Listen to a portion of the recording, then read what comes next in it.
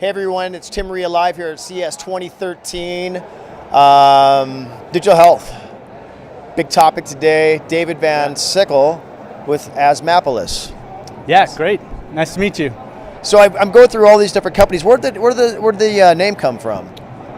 Well, asthma and Asthmapolis really emerged from a career of doing work on asthma, trying to understand what's going on with the disease, why we're still spending a whole bunch of money on a condition that we could really prevent a lot of suffering from, and trying to get people involved who have asthma and contributing a little bit of information about the day-to-day burden of asthma so that we could understand more about the origins of it. How many billion-dollar problem is this?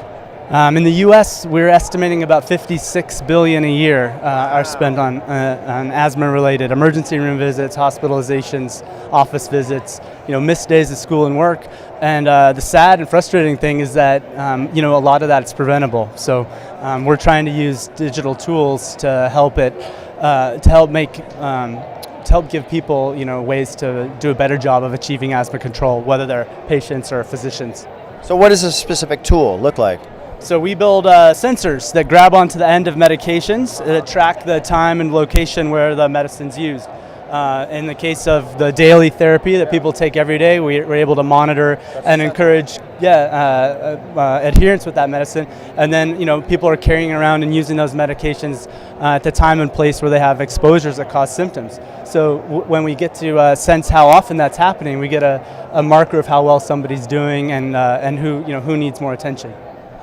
How fast does it work?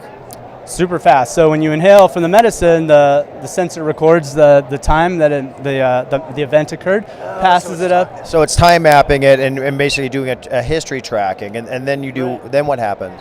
Goes up through smartphone apps or through the Qualcomm 2Net hub to a server.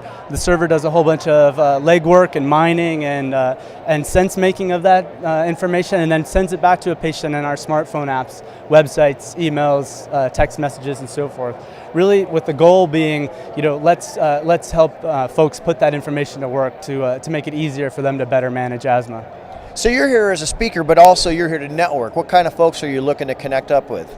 Actually, what I'm really interested in is some of the opportunities for cross-pollination that I see going on here. I see like we have all these different companies, and it sounds like the space is just exploding, and at the apex is not even here yet.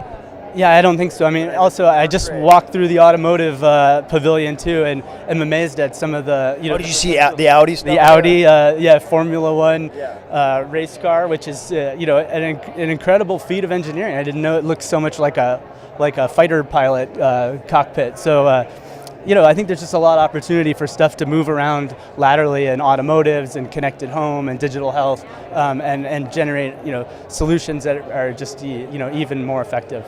So what's the best way to connect up with you? Well, folks can come to our website, asthmapolis.com. I'm on Twitter at dvansickle, and then Asthmapolis has a Twitter account, which is Asthmapolis. So. All right, well, thanks so much for your time, Dave. Thank you. Nice meeting you. Cheers.